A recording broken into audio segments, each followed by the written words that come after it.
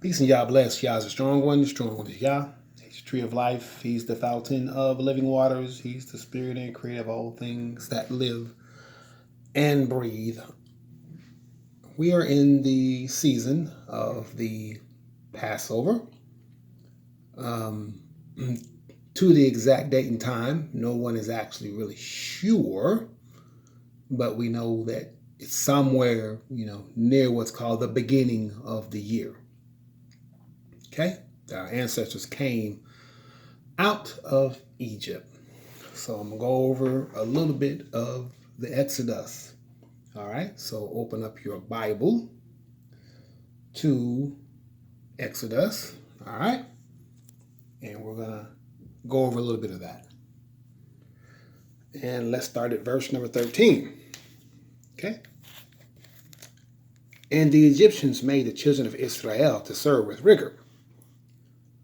And they made their lives bitter with hard bondage, in mortar and in brick and in all manner of service in the field.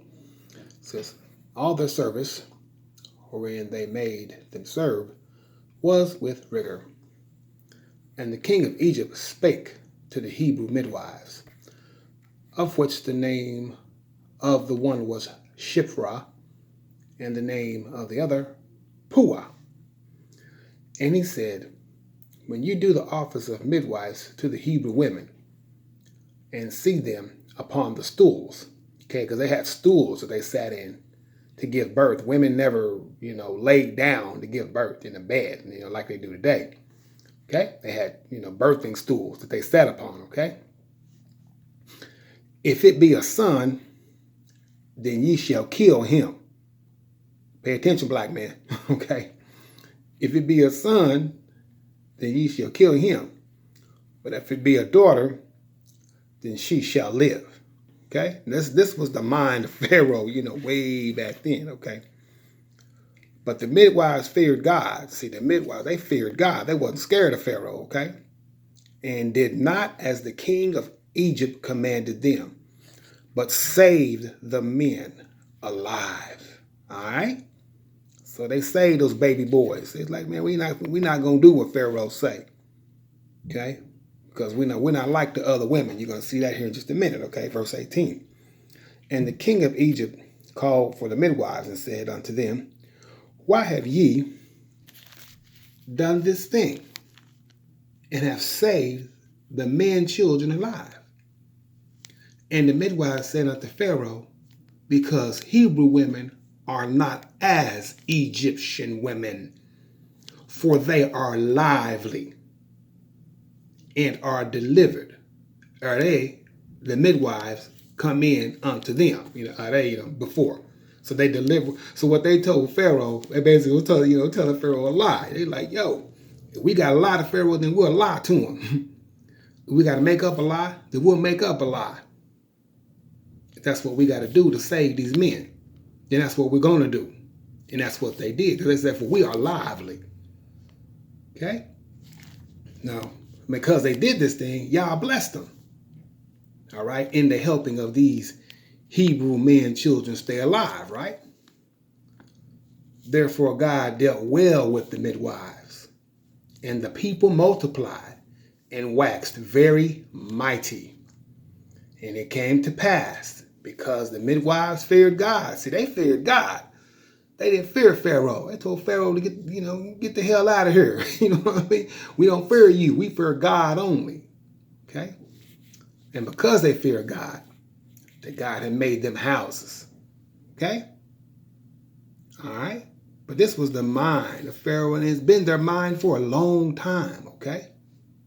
And Pharaoh charged all his people, saying, every son that is born ye shall cast into the river, and every daughter ye shall save alive. Okay? And that's been that's been Pharaoh's mindset against the black man for a long time, over this long 400 years that we've been over here in the brand new, I would say, Egyptian captivity. But see, the black woman, you got to be on point. You got to be on point. This is not the time to be no sellout to the black man. This is not no time to do that. This is not the hour to be doing that. I don't care what or where you work or what industry is in. Okay? These black Hebrew midwives, they told Pharaoh to get the hell out. They're like, yo, get out of here, man. Okay? They said, we lively. We not like the other Egyptian women. We lively. Okay? They basically told him a lie. They said, yo, we got to lie and we going to lie. And we'll lie to Pharaoh to keep these men alive. Okay? And because they did this thing, Yah blessed them and made them houses. Okay? Because they did this thing to keep these children alive. Because of this thing, Pharaoh wanted to do because he had fear in his heart. See, that's what you all don't really understand about the story. Pharaoh had fear in his heart. Well, why did he have fear in his heart? Well, let's see. Move back over here in Exodus chapter 1. All right. Start at 9. And he said unto the people. Well, let's start at 8.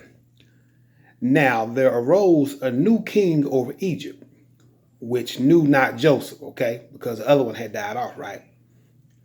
And he said unto his people, behold, the people of the children of Israel are more and mightier than we. See, that was the problem, okay? There's a lot more of us, and we were way mightier, okay? So verse number 10. See, this is Pharaoh's mind right here. He says, come on, let us deal wisely with them, lest they multiply, right? Lest they multiply, that's the key word, lest they multiply, and it come to pass that when there falleth out any war, they join also unto our enemies, right? And fight against us.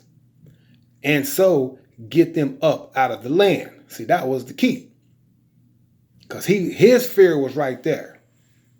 That we would join with the other nations that surrounded Egypt at that time. You know what I mean? Okay, so that's what actually caused us to go into captivity. All right? And like you said, and so get them up out the land. See, this was this whole little plot that Pharaoh had in his heart, because he was afraid, right? All right, that we would become mightier. Well, he already knew we were mightier, verse 9, right? He said he knew there was more of us and that we were mightier than them, the Egyptians. So that's why they came up with this plan, and they got similar plans like that today. That's why for all those who've been listening to my videos, you've heard about these different plans and all kind of things they want to do, okay? And if you check out the black man, how long has a black man been getting murdered indiscriminately in America? Since we've been over here, since slavery. I'm talking about the very beginnings of slavery, back in 1619. I'm talking about as far as America's concerned. Okay? How long has that happened? Police brutality. Okay? All the race wars and stuff that happened in the 1960s, 70s. That's what got Ben Amin them out of here. That's how Ben Amin them escaped. Due to all that. That's kind of what raised Ben Amin up to do what he did. To get those people back, to Demona Israel. Because of these same sort of matters. Okay? All right? But these midwives, these black women here, there wasn't no fear in them.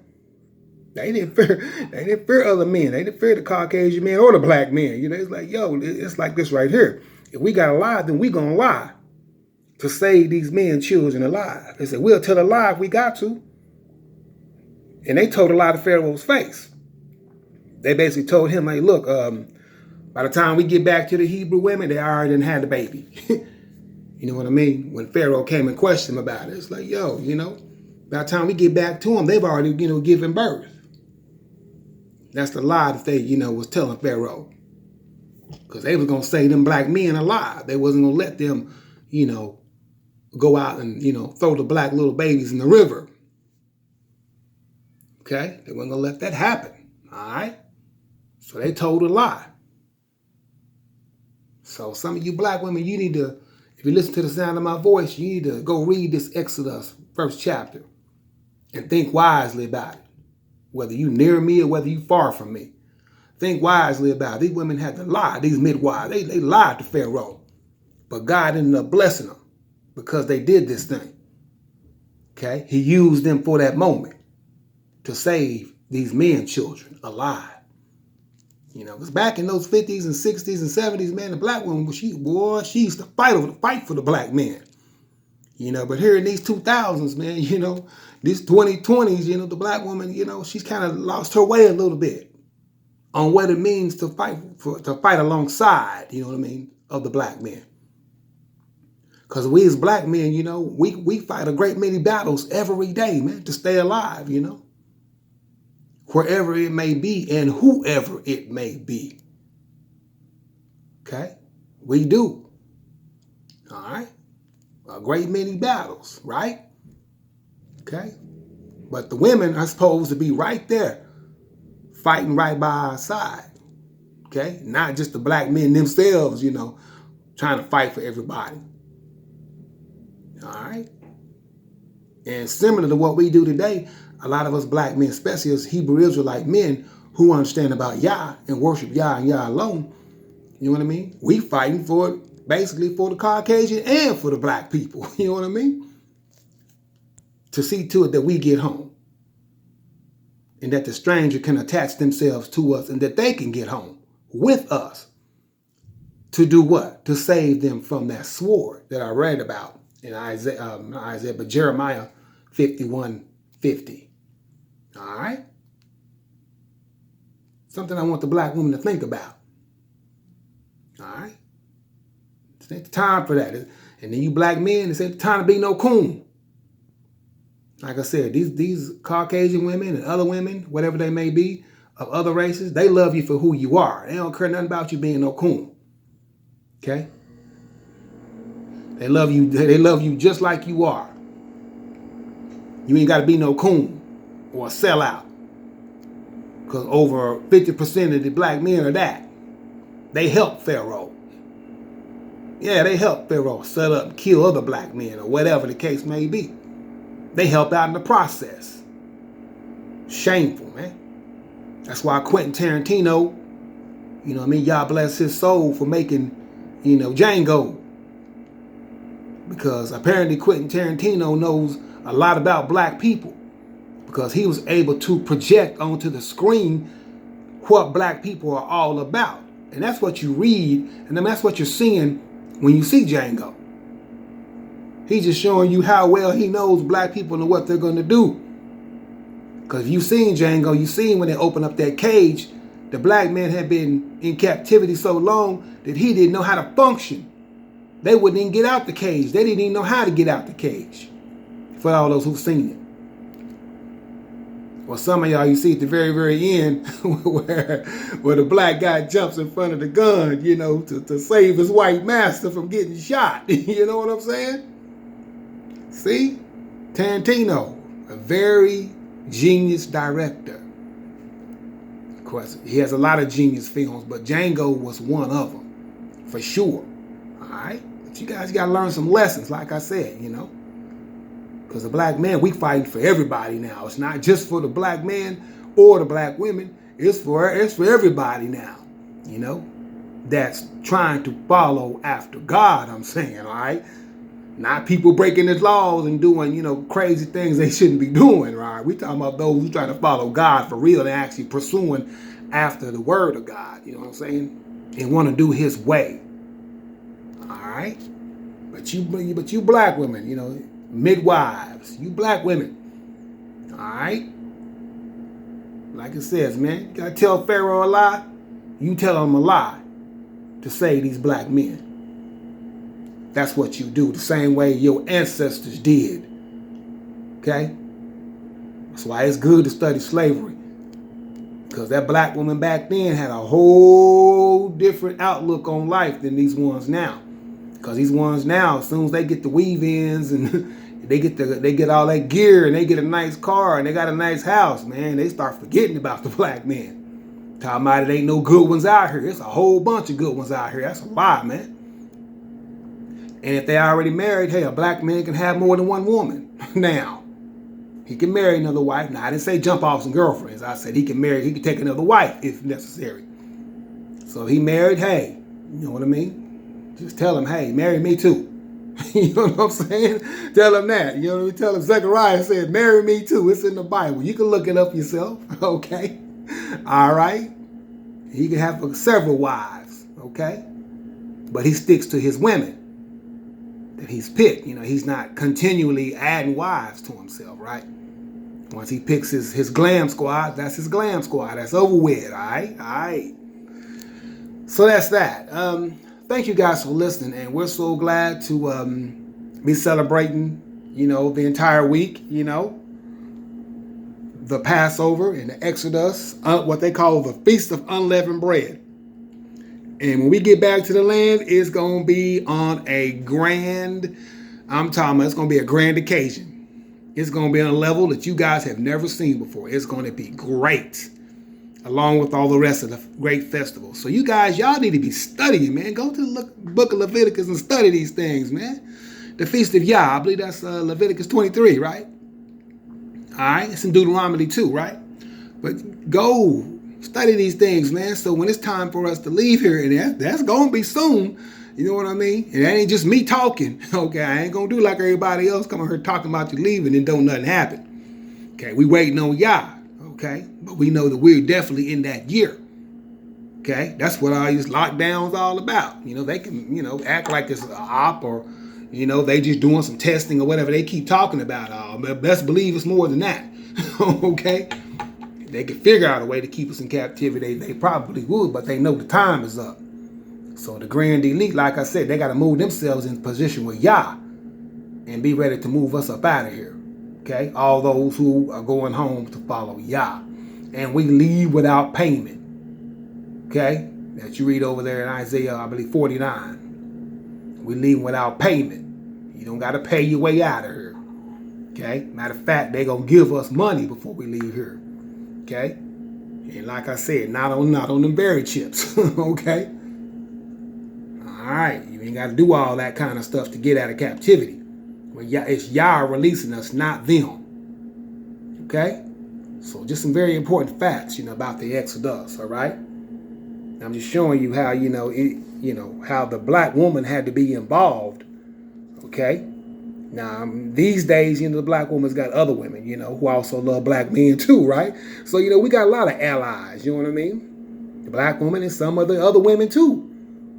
You know what I mean? But hey, they say, hey, look, if we got to lie, then we going to lie. Because we're not going to let nobody kill these men, indiscriminately for no reason. All right? All right. So go read the Exodus, all right? Thank you all for listening. Peace and Yah bless. Enjoy this momentous occasion of the Feast of Unleavened Bread. Okay? Thank you all for listening. And go read the book of Exodus, by the way. All right? All right. The black woman, remember what the Hebrew black women did, your ancestors did back in the days of the Exodus. In order for the black man to stay alive. Like I said, they told a lie if they had to. So they lie. And a lot of women do the same thing for their men. They love them. Hey, we'll lie for them. If I got to, they'll tell you, I'll lie for them, sure will, real quick. You know what I mean? To get something done if they got to get it done for him to survive. All right? Simple as that. All right? Because many of these women, they've heard about all these crazy things that these people are trying to do. In particular to black males. You know what I mean? And we can go way back on different things that they've done. All right? But thank you guys for listening. I'm telling you things you already know, but it's good for you to know. Thanks for listening. Peace. Y'all bless.